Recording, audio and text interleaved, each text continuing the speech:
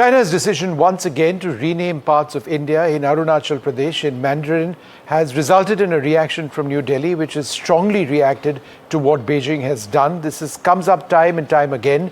What could be the reasoning behind this, and how should India be really looking at it?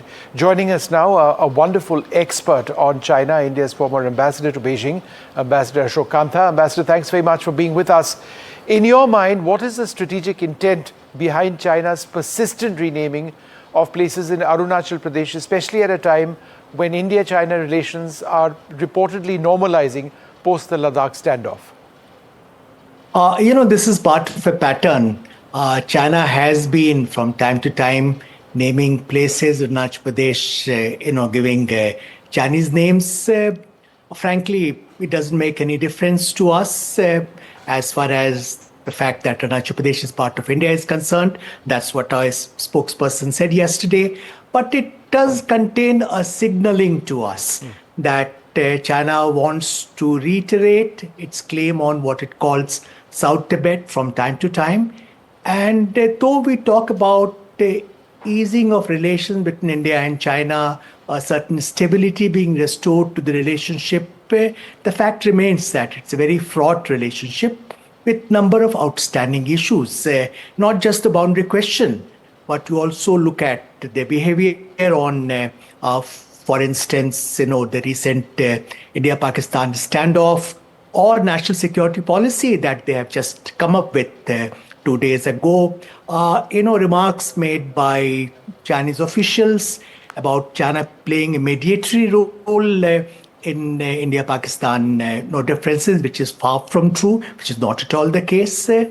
All this conveys to us that we need to take a very objective view of facts of India-China relations and start with this understanding that we need to deal with this relationship very carefully. Ambassador, is China's renaming strategy in Arunachal coordinated with its regional ally Pakistan, especially given the timing of heightened India-Pakistan tensions? Well, I don't know whether it has been time to coincide with that, because it hasn't happened for the first time. They had named places in Arunachal Pradesh earlier as well. But as I mentioned, there's a pattern of behavior, and that should be taken note of by us. I would also like to point out that 2 months after Prime Minister had a meeting with President Xi Jinping at Kazan on 23rd October last year, on 24 December, China announces the largest ever hydropower project, something 3 times larger than Three Gorges project, which is the largest at this point of time, without informing us in advance, let alone consulting us, even though we are lower riparian, and the reported location of the project is barely 30 kilometers from India-China borders.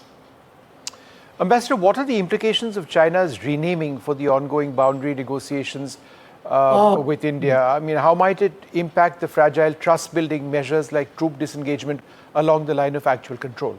No, I don't see any specific implication for us. This is a game China has been playing with us for quite some time. The process of disengagement has made progress, but as far as we are aware, in the public domain, there's nothing about discussion or de-escalation of troops, which was meant to be the next stage. So we still have deployment of troops from both sides at fairly high levels, which is not at all normal. Right. That's a risky situation. So much more work remains to be done to bring India-China borders back to a state of normalcy. Ambassador, the larger issue here is of China's cartographic aggression across the Indo-Pacific region. How is this a part of that? Vishnu, what we have to bear in mind that China has certain contested territorial claims, whether it be in South China Sea or East China Sea all along India-China borders, along its borders with Bhutan. What it does is to make cartographic claims, and then it follows up with changing facts on the ground or on water incrementally. It has done most successfully in South China Sea, but also along its borders with India to much less extent, but along the China-Bhutan border to a greater extent. So this is what is sometimes described as gray zone operations of China, where it takes coercive, incremental salami slicing measures while staying under the threshold of outright military conflict. All right, Ambassador Kanta, thank you very much for sharing those thoughts about this latest Chinese move. Thank you very much indeed. Thank you for inviting me.